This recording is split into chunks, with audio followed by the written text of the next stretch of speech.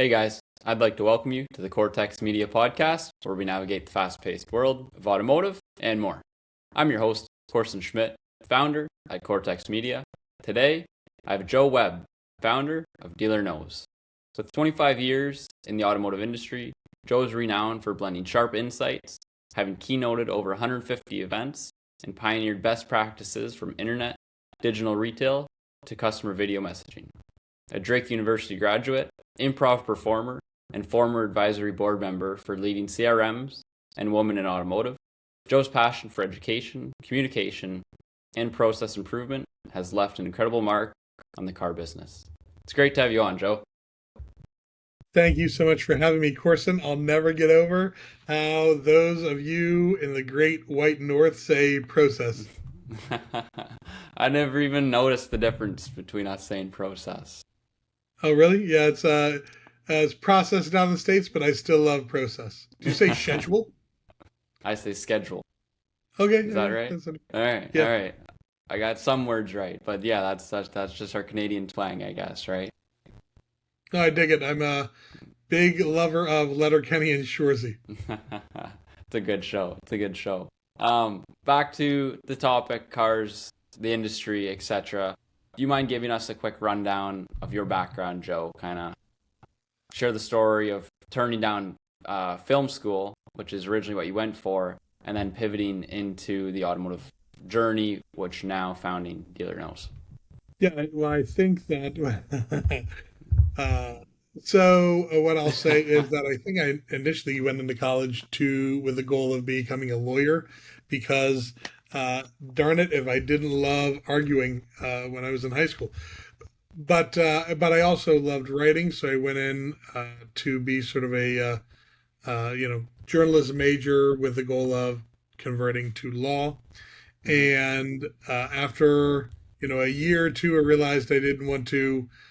Well, no, right before college, maybe I'm sorry, a year before graduating college, I realized that maybe I didn't want to get into law.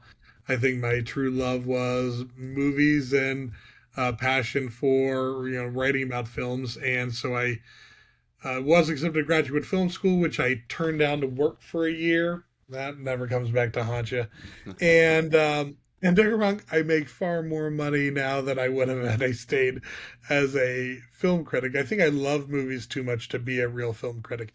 But I was in the liquor, wine, and spirit industry after college for a few years, and that was my bread and butter, and I was pretty doggone good at it. And I took a class on how to sell cars because I just wanted to strengthen. I had a sales management job opportunity in the liquor, wine, and spirit industry at a distributorship, and but I wasn't comfortable arguing over dollars and cents. I was the feature and benefit sales guy. I think I've always been a sales guy in some capacity, but I just wasn't good at negotiating dollars and cents. I know that because first time I bought a car out of college, I was completely destroyed by this dude, and he was just better at it than me, clearly. So I always wanted to burn that dealership to the ground. But my friend was setting the world on fire in car sales, told me to sell cars for a couple months, and I'd be more than hardened to go and jump back into the sales management game for liquor, wine, and spirits, to which I did. And I urged no one to ever take a class on how to sell cars, ever. It was taught by a guy who's like 111 years old, and he had a mustache. So I was kicked out of that 7-day course on day two, and I walked to a dealership. I got laughed out of an interview by a just monster of a bad person, and then I walked into another big dealership and obviously hired on the spot because at that time it was sort of corporate professional, and I was able to parlay uh, my success over the course of several years working in automotive retail, going up the corporate ladder, but specifically always in a focus on internet opportunities, communicating with customers, CRM marketing, to leverage that. I started speaking at conferences and writing for a lot of the automotive industry magazines to starting my own company, Dealer Knows, in 2008, right before the bottom dropped off out of the economy, and which is not the best time to start a consulting industry trying to convince dealers to spend money on you right before all dealers stop spending money. but I was able to persevere through that, and here I am, years later. By the way, your intro, I've never keynoted 100. I've spoken at 150 conferences. They were not all keynotes. I'd say a couple handful of keynotes, but I'm usually far too erratic to go and be on a main stage without dropping an F bomb or three. Perfect. I love the introduction you just gave us of your journey, your background. Now, for the audience members that maybe don't know Dealer Knows or what you guys offer, do you mind giving us a quick overview, what you guys offer, what you guys do? Sure. I mean, at the end of the day, we're a training consulting company. So while we do dedicate a lot of our times towards refreshing CRMs and improving how salespeople, BDC agents, and the like communicate with the customers, what they send, what they say, how they speak to customers, and improving how many appointments they set, how many cars they sell, we do that, but we also built our own accountability and performance monitoring software where we have a team of people and a technology that goes into your CRM and essentially grades how thoroughly they're following up with the processes that exist within your CRM. Because what we've realized is dealership CRMs measure a lot of great information, but it's usually result based and not always activity based. And we've been able over the course of the years to determine there are specific things that your team can and or should do when handling an internet lead, handling an inbound sales call, or handling an unsold showroom walk-up customer that leaves. That if they do that, it's going to put them in the best chance to sell them a vehicle or set the appointment. So we go in and grade how thoroughly team members handle their leads over the course of 7 to 10 days of leads life, how they handle their inbound calls, how they handle their, walk out customers, showroom customers. And as we've been able to determine, with some training, with some guidance, with the feedback of knowing what you're missing and what you're maybe leaving behind on the floor, dealer personnel get better at handling leads, handling calls, so on and so forth. So we've been able to show not just correlation but causation. As grades improve, so too does appointment set ratios, appointment show ratios, and closing ratios. So what got you involved in Kortex Media? What made you start that? So Kortex Media was something that kind of just came up. So I was a truck and coach technician past 4 years, working as a truck and coach tech, getting dirty, getting my hands dirty, working on vehicles, learning, etc. Loved it, but my body couldn't take it anymore. I couldn't get dirty anymore. It's just health issues, my own issues. I hated getting dirty by that point after getting dirty all those years, but I still loved vehicles, so I wanted to stick with it. So I decided I'd start Kortex Media, start the Kortex Media Podcast, speak to everyone within the automotive industry, learn about the ins and outs of the industry because it's massive, help share knowledge, help gain knowledge myself, and meet people like yourself, leaders within the industry, and just spread the word. Where do you want to take this in 10 years? The business? Yeah. I'd love to take myself, man, I'd love to be traveling the world, working remotely, what I'm doing, helping companies grow, businesses grow, automotive companies grow, hit their goals, hit their targets where they want to take their company.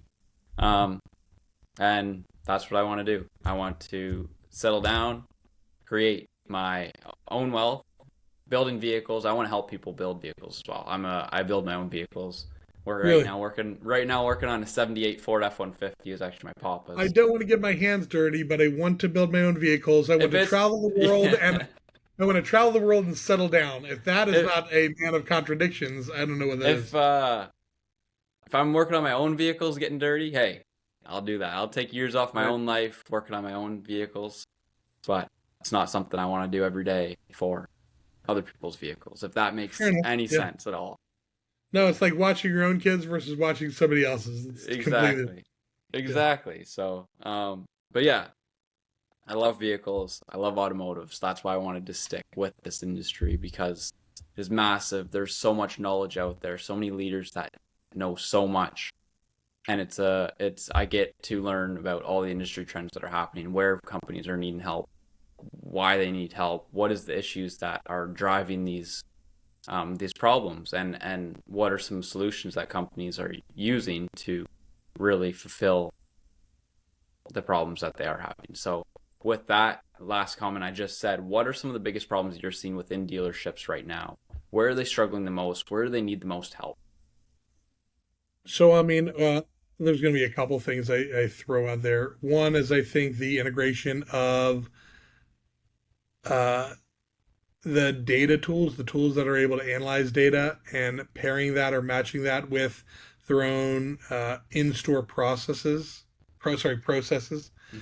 So, so what I'd say is being able to leverage all the technology that all the technology available to dealerships. Maybe not all, but some of the technology available to dealerships and all the data that they've accumulated, and understand not just, hey, here's all the data, you know, aggregated and analyzed, but can that same data automatically, whether it be through AI or just CRM or DMS or some sort of marketing tool, allow them to improve the retention business rather than just their conquest business, or both for that matter. And I think integration of data where data technology and process meets in stores is important. And secondarily, accountability. I think COVID made a lot of people that got involved in the industry during COVID have a rose colored glasses view of what the industry is like, and they're coming out of the ether now, or maybe they should be all the way out of the ether, and recognize the amount of effort, energy, willingness, willpower, knowledge, and strategy that it takes to really find, attract, engage, appoint, and sell or service customers, and the teams that we have available, the personnel we have available. And I'm not just saying this self-servingly because I have an accountability tool, but I do believe that very often we aren't taking a close look at people's the actions people make or the things they say or what they do, and we're unwilling to maybe hold them as accountable as they should. And I was just on a video call with one of our clients right before this call, and I had explained to them that uh, there are things that we expect, like opportunities that dealerships provide their sales professionals, for instance, are a privilege, not a right. And with that privilege comes responsibilities that you have to uh, you have to be willing to adhere to. Otherwise, you should not have that have that privilege. So, For sure. I think in many cases, from an accountability perspective, just making sure people's actions are aligned with the goals of the company and holding them accountable. Part of all management in anything, all management. One aspect of management that not a lot of people like doing, and nor should they, is telling somebody when they're wrong, Mm-hmm. telling somebody when they're not doing a good job. It's simply doesn't matter who you are, unless you're a sociopath. It doesn't feel good to tell somebody when they're doing a bad job, and yet it is part of the responsibility of that manager title if you really want to make people get better and let them know what the expectations are. Yeah, we're just soft. That's it, right? We're just I soft mean, people. listen, it's not something I do recognize that generationally there are differences in how much different people can take. Yeah, And I think that is part of management. That is part of learning and adapting. And you cannot manage every single person the same way.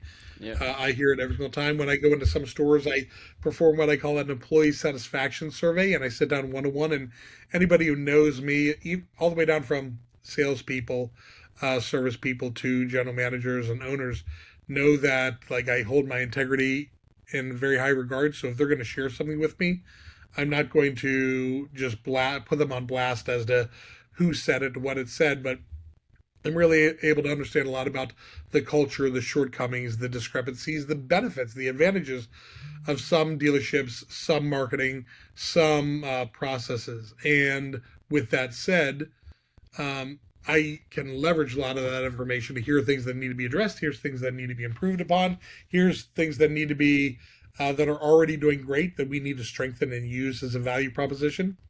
So I think when you learn a lot about people, what's important to them, how to motivate them, how to guide them, how to educate them, based on something as simple as a one-on-one sit down and getting to know the people that you work alongside, I think some believe in like there's one way to manage everybody and it's tough, and there's some that one way to manage anybody and it's as a caretaker and a lover and a babysitter, and there's not that. Like, people have different needs from management, and you need to learn as a manager how to leverage that information that you get from your team to motivate each person individually. Great point. Great point. And I want to take that even a step back, something you said earlier. The people's goals need to align with the company goals. That right there is huge, and that's something where I see a lot of misalignment within the companies, is that people are not driving towards those same goals within these companies, and it's starting to set things apart. If everyone's not rowing in the same direction, you're not going to go in the direction you want to go. The conversation I had with Corey Collins was great. Corey and Brandon from ARC, they are completely transparent within their whole company and where the company wants to go. They have meetings monthly to break everything down on exactly where the company is going to be and where they want to take it, to make sure everyone sees that main vision, everyone's pushing towards that same goal. And I think that is something that is truly beneficial within any business, is having that available, having those people there to push you and help motivate you all towards the same goal. And it's something that a lot of companies skip over within their teams. Is that something that you've noticed within the dealership world? Yeah, I mean, it's probably the same reason why I asked where you want to take the company is you want to, I mean, as dumb, I don't want to say dumb as, because it's not a dumb question. It's a probably fairly enlightening question, and it's a very common interview question, which is, where do you see yourself in 5 years? Where do you see yourself in 10 years? And asking the people, hey, groceries, asking, like, somebody's coming in and out of the groceries, asking people where they want to be. Some people will say that they want to be aligned with the organization. Like, I can see myself working here and growing within the company. Others would say, like, I'd really like to just make enough money to buy a boat. You know, like, I mean, so I mean, it's, the question is, like, where do they see you or your organization as part of their life, as their livelihood, as their future? And at the very least, you know, the things that they want to accomplish today, tomorrow, next week, next month, 6 months, is your business structure, is your process, is their pay plan aligned with where they need to be, where they want to go, and does that tie into things that are going to help your company's growth? So, I mean, and I see pay plans often, like, they'll say we need to have a better reputation, and we need to, you know, generate more reviews, and we need to have a higher service retention rate, and we need to improve our closing ratio. And yet the pay to individuals is predicated upon things that have to do with maybe an end result of gross, but not all the little things attached to what it takes to accomplish those individual goals that'll get us there, you know? So, I mean, I think sometimes it's just aligning that the vision with the pay plans is one step. And what motivates them. Back to another thing you said earlier, you need to know what motivates your team, pushes them forward. You can add something in. Yeah. Go ahead. Oh, no. I apologize, but way back in the day, I remember sitting down, and I was young, and I was still a manager, and I sat down and I, rounded up every single, at least salesperson, and I asked, what motivates you? What's the carrot that we can dangle? And a good amount of them said money, but not all. Some of them said, time, time with my grandkids, or time with my kids. I'd like to be able to get off a little early so I could see my kids' little league game. Some said, hey, I'd just like to be able to take a 1 week longer vacation. Like, some people have different things that motivate them. Yeah. And not to say that you put out every single carrot to everybody, but find a way to use that information to get that person to, I almost said fall in line, which makes me sound like a Gestapo, but align their their activity with what it's going to take to pay them off and what motivates them. Yes, for sure. I love that. back to the question you asked me, where do I want to be? What is my Yeah, goal? yeah. I'm going to bounce that question right back at you with Dealer Knows. I know you have a consulting, or you had a marketing side of things as well. I'd like to hear a little bit about that, but maybe we can do that off camera. But Yeah, if well, you I don't mean, mind, so go ahead. go ahead, please. I No, was no, gonna I mean, say, do you mind giving us a quick overview where you want to take Dealer Knows? What is the big goal for it? What's the big inspiration on taking it to where you want to take it? well, so it's interesting because I never wanted to dominate the world by any means. I was hired by an OEM 12 years ago or so, 13 years ago, to go around the country and to speak at their go-to-market meetings and to Hmm. travel different regions. And, every other day I was dealing with, 10 to 20 new dealer owners in a room. And when I got hired, I made I'm not going to say it's a mistake by any means, but I made the decision that I was going to take a moratorium on taking new clients. I just like it was myself, my business partner. We had three other people on the team, maybe four at the time. And I just said, like, I know the output that I want to give to my current client base. We had a full stack and I was going to be traveling along. So it's putting more responsibilities upon my team. So I just said, we're not going to take on new clients. So as I talked to these dealers, I turned down so much money in business over the course of that year, just saying I was unable to, recognizing that they had an opportunity, saying I'd revisit things with them in the future. But right then and there, some dealers, like a kid in a candy store, they their money burns a hole in their pocket. They're like, I need you in my store. I'm going to do this, and we're going to do this. We're going to revamp this. And I just knew I wasn't going to be able to keep up with that demand. I would have had to hire two or three other people that thought exactly like me and acted exactly like me and shared a lot of the same methodologies. And funny enough, I had a couple conversations with good friends of mine that are still friends of mine that I got really close to hiring and or pretty much did hire, and for one reason or the other we didn't bring them on board as the end of this moratorium was coming to an end. And I realized instead of just taking on countless clients and offering sort of an homogenized approach to how we train, I wanted to just make raving fans out of the clients I already did have. And I think so. For the reason, where do I want to take Dealer Knows?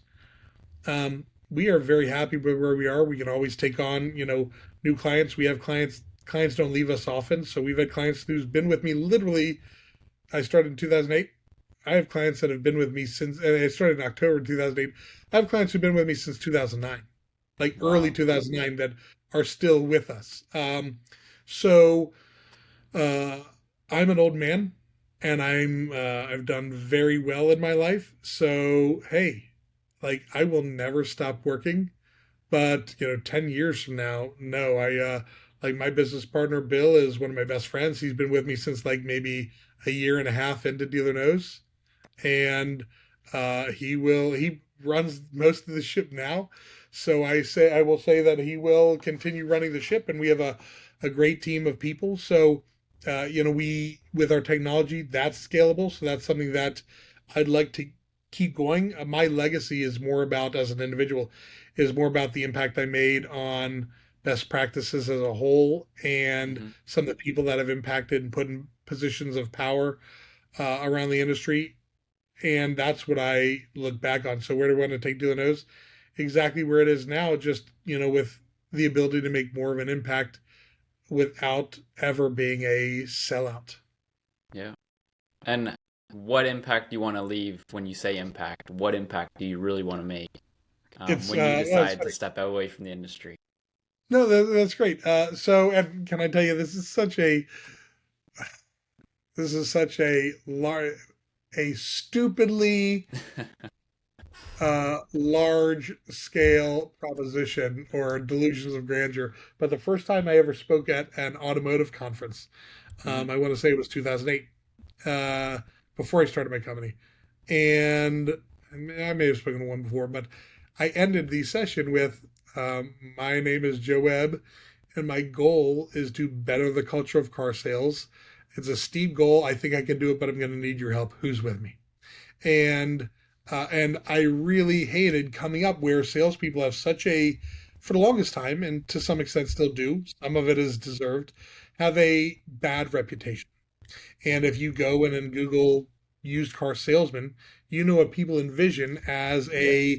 a sales professional. If you Google a car mechanic, you'll see what they envision as a car mechanic, and it's not always the most flattering. And yet, I was never the bad, evil guy. I was never the person who wasn't an advocate for my customers. Go Bears! I was never. I was, never the person trying to swindle anybody, and I was trying to always be, an advocate for a better process. So I'd like to think, I've been a part of the growth of a lot of different marketing tactics, whether it be video marketing, video messages, the things that I've, helped champion right at the very beginning, and the communication aspects, some of the things we build out CRMs. I still, to this day, go and speak at different CRM companies, national events. Hmm. So I do still believe that I am slowly but surely trying to do better the culture of car sales, because if I can teach other people how to give customers a great experience, or better than they would have had otherwise, then I think I've made my mark on the industry. And it sounds like I'm an old guy heading out to pasture, but as you can hear, I'm still pretty damn passionate about a lot of this. I'm comfortable enough now knowing that. Do I have more to achieve? No, I stopped several years ago. I just decided to stop speaking everywhere because I started hating the sound of my own voice. So I like took a few years off of speaking. So the only place I spoke was my own event, and the occasional 20 group. But now, because I have so many friends that ask me to come speak, I sort of acquiesce, and I'm just getting back in the speaking circuit a little bit. But gosh darn, do I hate having to travel all over creation. So when you said I want to travel all over and settle down, I will tell you those two things do not mix. No, it's definitely step one, travel, and then settle down. Yeah. And but that's great. I love that you still have a vision in mind of what you want to do Yeah, for yeah. I the mean, again, industry. it's not like we can't grow, and I think that AI as a whole is going to change so much about communication, change so much about aligning goals. So many people talk about agentic AI from the sales side, but I think from the service side is the biggest short-term opportunity that people need to address. When it comes to the repetitive tasks that people in service BDCs and people in service writers and advisors simply do not have the time, do not take the time to do those things. I think that's the no-brainer solution, technology that we need to employ. And if there's those menial repetitive tasks that you can eliminate from salespeople from screwing up, that too goes a Hmm. long way. And just the ability to analyze data, as I said. Yeah, So totally agree. all of that, we're slowly looking at Dealer Knows to incorporate more into what we do for our clients.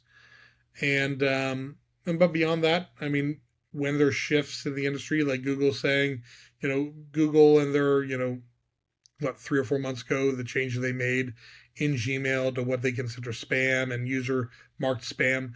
Those are all things that make us shift on a dime and start changing what we're doing for our clients inside the CRMs. Hmm. And being such a big industry that is going through changes very, very quickly, and often, very often, you guys need to stay ahead. You guys need to have that insights into the industry when you do need to change and make changes even faster for your clients to ensure they're optimizing every situation that does hit them. Yeah. Um, Have you driven in a driverless vehicle yet? I haven't, no. I don't know if I want to. Like, Yeah. it's Well, kind of, yeah. It's you know what I mean? disconcerting. It's a little disconcerting. But my father, funny enough, an old man who you'd think typically is, most of the older generation don't trust technology. He's out in Scottsdale. He takes Waymo all the time, Wow. places. So and then in turn, I'm an old man. I just wonder if I ever get to drive in a flying car before I pass. So that's Who like so knows? when you say things are moving fast, I think some things technologically are like my son's 14. I look for my other son's 19. No, sorry, 20 now. Yeah. But since he's 16, he's never wanted to drive. He has no desire to drive. He has no desire to get a license. Wow. Zero zilch. I've offered to buy him a car every year for 4 straight years.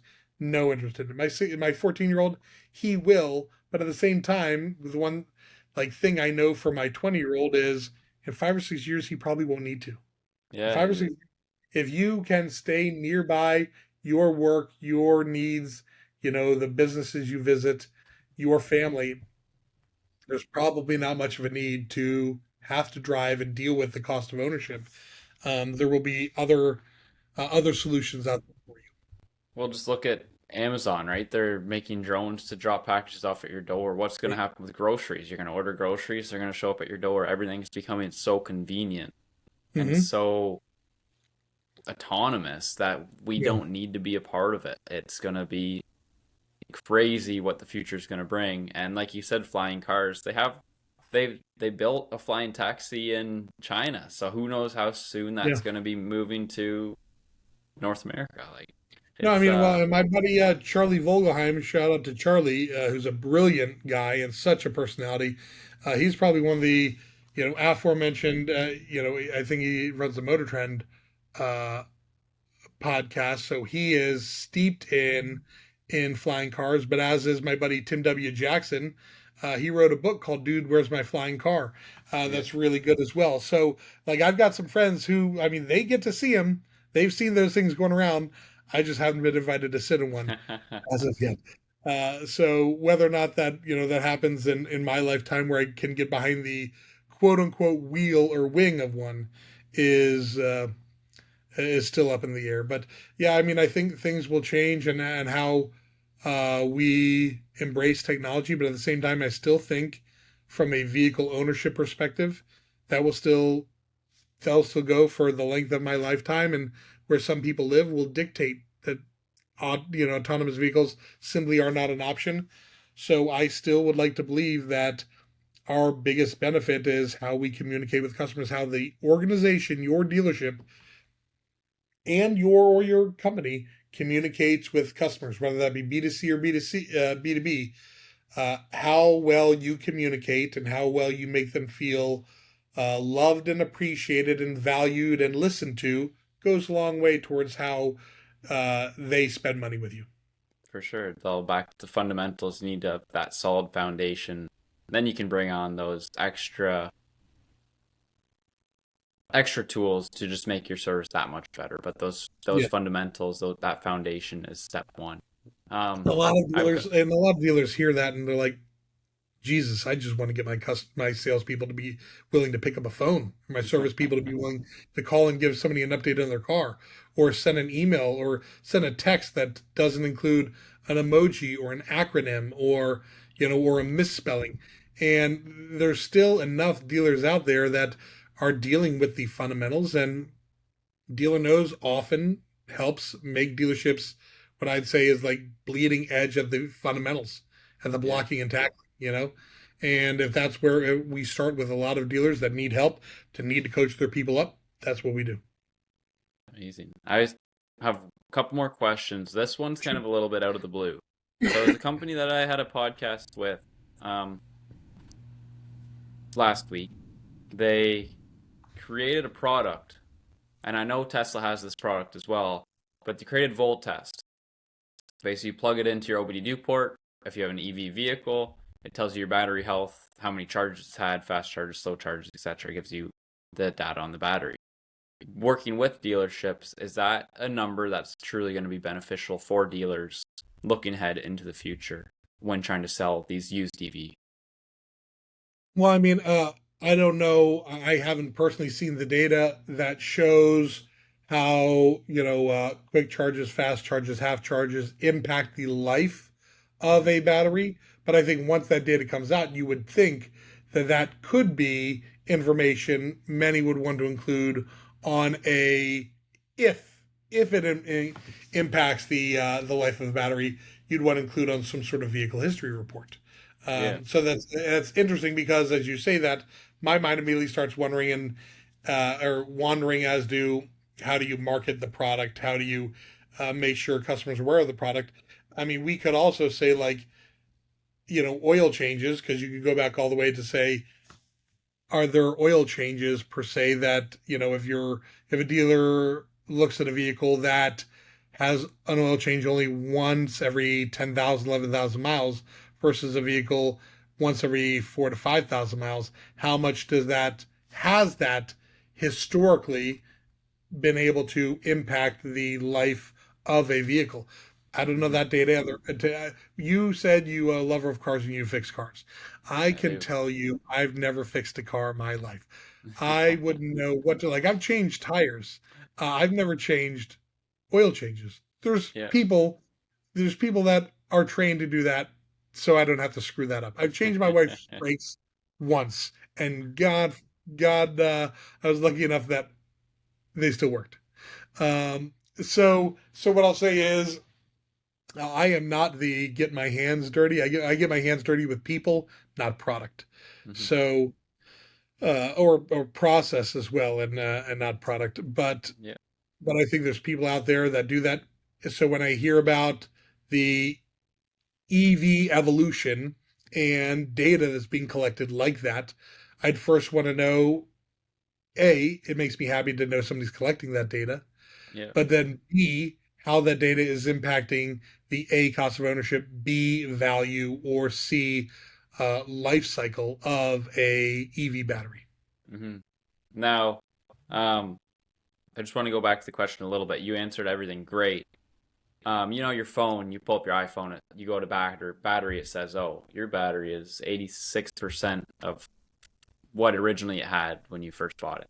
If you had Yep. that for your EV vehicle and had it part of the posting within your dealership and said, this is a used vehicle we got, it still has 93% of its life expectancy within the battery. Is that something that's really going to benefit dealers having that transparency, that trust with that life Yes. health I think it may on also hurt the dealerships? value of vehicles, but yes. If you because the question is, if you take something in and then you drop in the OBD2 sensor, and then you learn that, well, crap, this has got Yeah. 62%. You know, I'm gonna have to eat some you know eat some money on this to be able to get it off my lot. Yeah. Yeah. So I think it's benefits, and there's positives and negatives. If you can get that information before taking it on trade, it's great.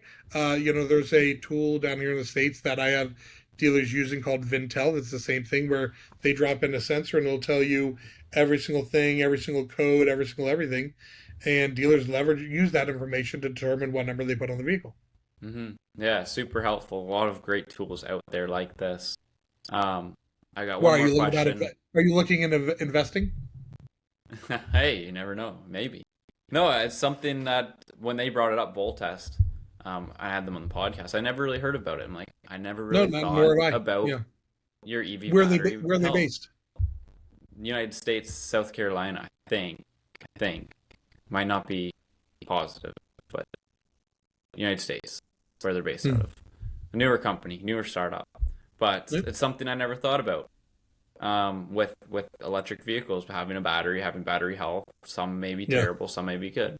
Um, No, I think it's great. And it's funny, when I was your age and I'd hear these things, I'd be like, was there ever anything that made me want to pivot away from what I do? And I think it's like, I know myself so well, and I know what we do for our clients, and I know how that benefits them, that I hear something like that, I'm like, great. I can consult for them, but it's nothing that I want to, like, offer or sell. But I love knowing that there's something out there, because now, as a trainer consultant, I think now, when this becomes, you know, a standard process amongst dealerships taking in EVs, how do we go? What word tracks do I build out? What processes do I need to employ for the dealership to prepare them for this data?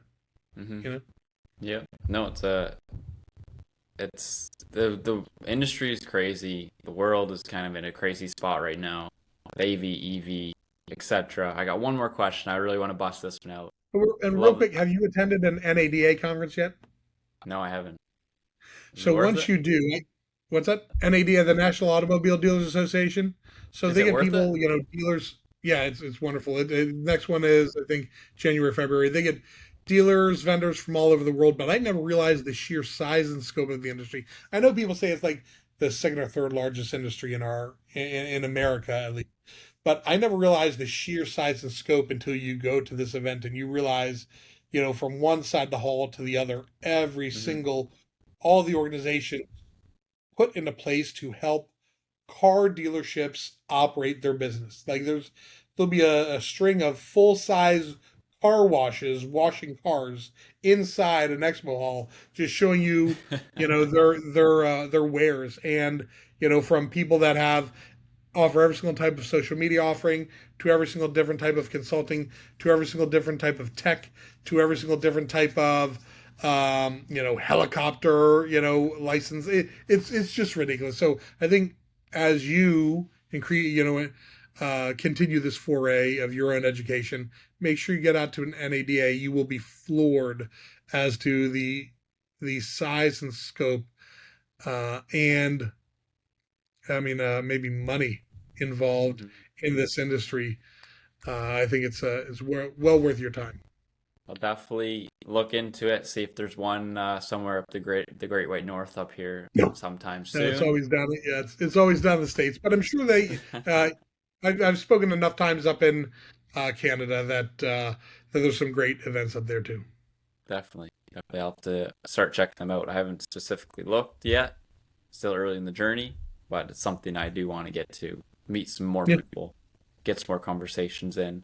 Now, one final question, and I love this question because me being a young entrepreneur, newer entrepreneur, it helps me a lot as well. So, if there's anyone wanting to step into the automotive industry, become an or any industry, become an entrepreneur, what is some advice you have for them that you've learned through your career, through your experiences, that can really help propel them in the direction they want to go?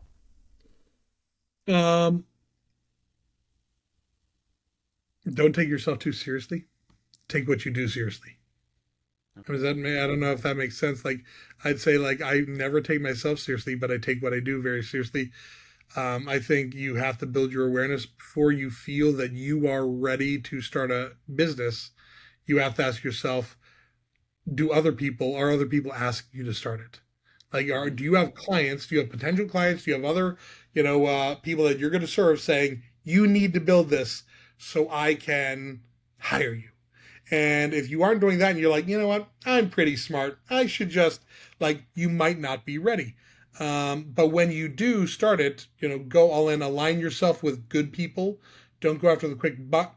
Don't, lie. Don't, I don't like self promoters in a lot of cases. As I said, I'm always proud that I never spent a single dollar ever on marketing. Dealer knows ever, That's and crazy. since 2008. So it's always speaking to great folks like you, writing for magazines and publications, and then when those sort of went away, writing for online publications, but speaking at a lot of events, word of mouth, 20 groups. Uh, I would say I always really cared about what I did and cared about my clients and cared about the message, but I never held myself, thought so highly of myself that it got in the way of, it never turned into, we're all a little bit egotistical, but Yeah. from the side of funny and not on the side of like, man, that guy's a prick. So I'd say, yeah, take what you do seriously, but not yourself. I like that. I like that. Joke around with what you're with yourself, but do what you do in a serious manner. Yeah, my I like father has a phrase which is head down, shovel full, which is if you know what you're supposed to do and you know what your responsibilities are and you know what your job is, you just keep digging, digging, digging, and you will just outwork everybody else. And if you can turn off all the noise and put a blinder on to what everybody else is doing, and all their talking and all their back talk and all their self-congratulatory BS, you'll already be done with your hole and moved on to the next one. like that. I love that. I love that. Do you have anything else to say to the audience before we kind of wrap things up? Hey, I really appreciate it. I love to see young entrepreneurs such as you and people who are embracing something like podcasts to just say, I'm going to have conversations. I'm get to know people, getting to know what's going on out there, and align yourself with, good people, and then you will always grow far, because some of this is building a network and some of it is building a fan base. And I think podcasting gives you the ability to do both, so long as you can let your personality out as much as possible. For sure. For sure. Joe, it's been a pleasure. Thank you so much for coming on. Your experience, the knowledge, everything about it's been great. Picking up some little keynotes from you has been great. No, thank you. Is Korson a family name? Korson is not a family name. Okay, interesting. Yeah. My first name's actually Jed Korson. Oh, really, Believe Jed? it or not. Yeah. Is it for yeah. Jed? Is just 3 letters, Jed? Jed. Well, my first name's Jed Korson. Like Jed Korson. One word. Oh, it's Jed one Korson. word, Jed Korson. Yeah. And then my middle name, and then my last name. What's your middle name? Michael. See, I was going to ask for your social. Calm down. That's okay. Great. Perfect. Yeah, no, it's an interesting name, and it's something to be memorable. So that's great. Yeah. Thank you. Thank you. But appreciate you coming on. I've learned a lot. I hope this reaches a lot of people that can also pick up some knowledge from you, because truly powerhouse within the industry, truly someone that brings a lot of insights, and it's been great. So thank you. At one point, I was that person you would describe. You still are.